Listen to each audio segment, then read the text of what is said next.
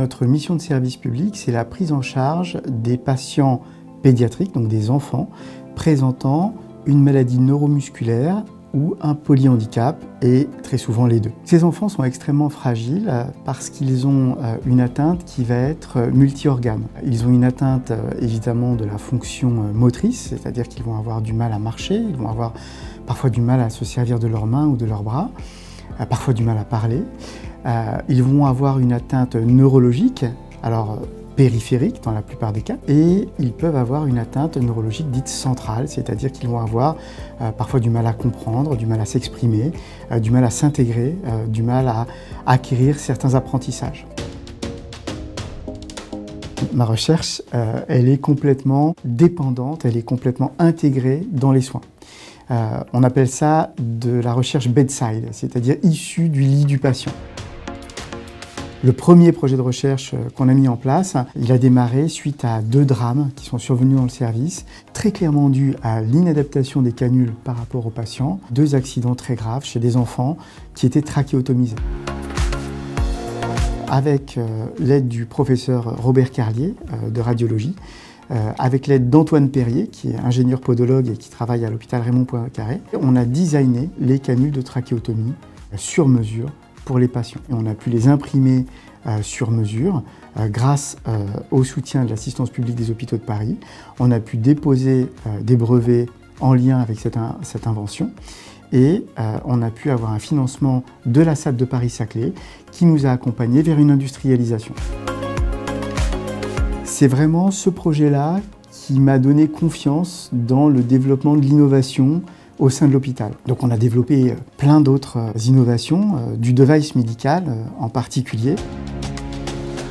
Et avec François Jouan, qui était doyen des sciences de la vie à l'école pratique des hautes études, on a commencé à monter cette unité de recherche qu'on a appelée R2P2 pour réanimation pédiatrique Raymond Poincaré. Le docteur Imen Trabelsi, qui est ingénieur en intelligence artificielle générative, a rejoint l'équipe. On a pu commencer à s'intéresser à la vision par ordinateur et à l'intelligence artificielle et à exploiter ces 2 technologies pour essayer de mettre en place des procédures diagnostiques automatisées chez l'enfant.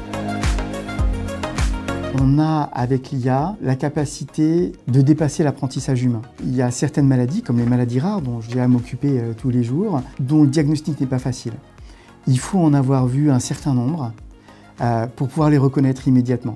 Et donc le fait de faire un diagnostic précoce est quelque chose de fondamental dans la prise en charge. Pourquoi? Parce que les conséquences de la maladie neuromusculaire ou de la maladie métabolique vont être des lésions qui vont être faites aux différents organes, en particulier au cerveau, mais pas seulement.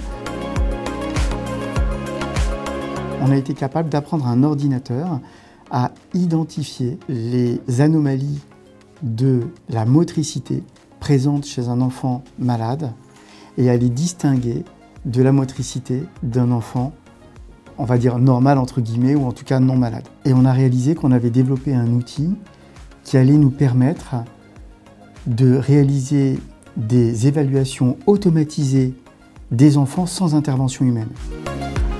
On s'est dit qu'il fallait absolument l'étendre aux autres grands ennemis de la pédiatrie. En effet, un enfant qui a une méningite, il ne bouge pas comme un enfant qui n'a pas de méningite. La motricité dans l'examen clinique de l'enfant, c'est quelque chose de fondamental.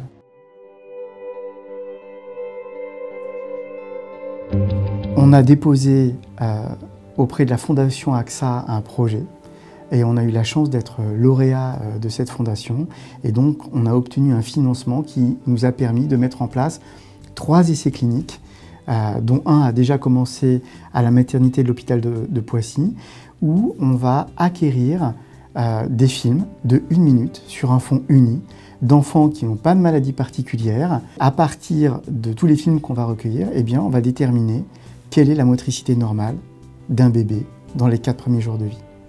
Et ça, c'est extrêmement important parce que notre objectif, c'est qu'un jour, n'importe quel parent ou soignant puisse filmer son bébé pendant 1 minute sur un fond uni, envoyer ça sur un serveur et recevoir en quelques minutes une évaluation de la motricité de son bébé.